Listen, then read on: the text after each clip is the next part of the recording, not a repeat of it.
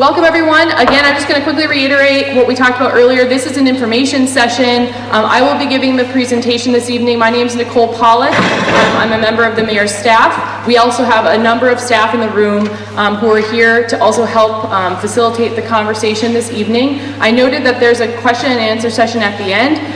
If you have questions while we're going through the presentation and you're concerned you might not remember them or want to make sure that we cover everything, there are note cards that have been provided. If you put a question or a comment on those note cards, our staff, if you raise your hand, will come pick them up, and we'll try to aggregate questions at the end and go back and forth between questions from the audience and questions on the piece of paper.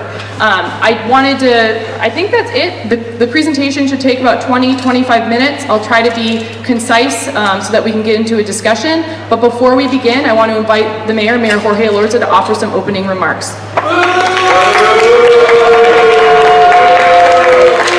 Good evening, everyone. First of all, I want to thank everybody for coming out and being part of this conversation.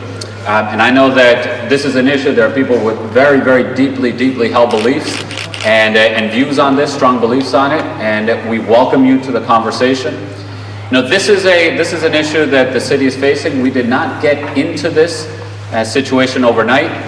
We're also not going to get out of it overnight.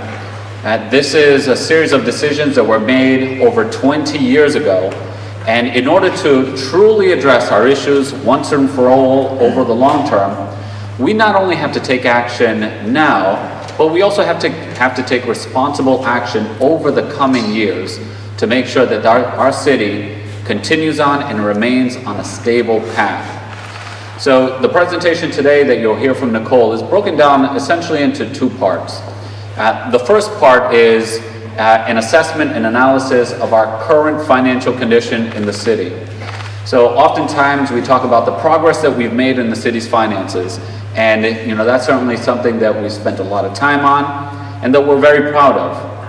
However, at the same time, we have this looming challenge off in the long term that if we don't step in and do something about now, the consequences will be worse. And so the first part of the presentation will focus on the city's finances, and hopefully we can all agree that something has to be done.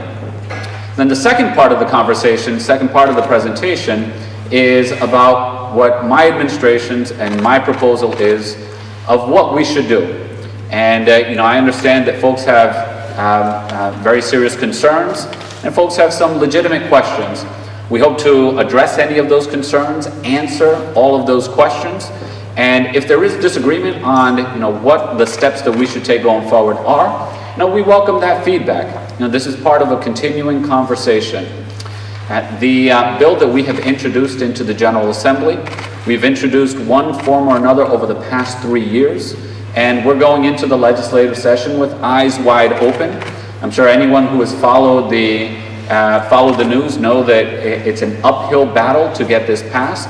And the truth is that if the version of the bill that we're proposing doesn't get passed this year, we hope to take in feedback and perhaps tweak it, but introduce it next year, and the next year, and the next year.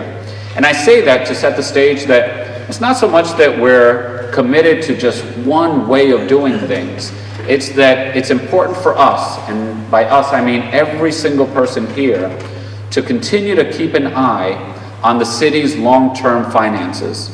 I don't want the situation to be that perhaps years down the line, new administration in place, etc., no one will be able to look back and say that Mayor Elorza said everything was fine, and now we have this looming crisis that has snuck up on us.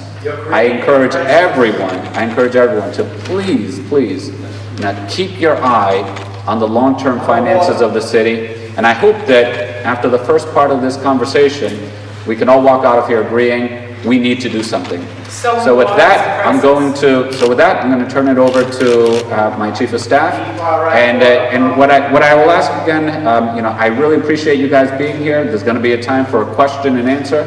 We're committed to answering any of your questions and giving you our perspective, but we ask everyone to please be respectful. Let's have a conversation, and I think it'll be very productive today. Your perspective is an attack on the public.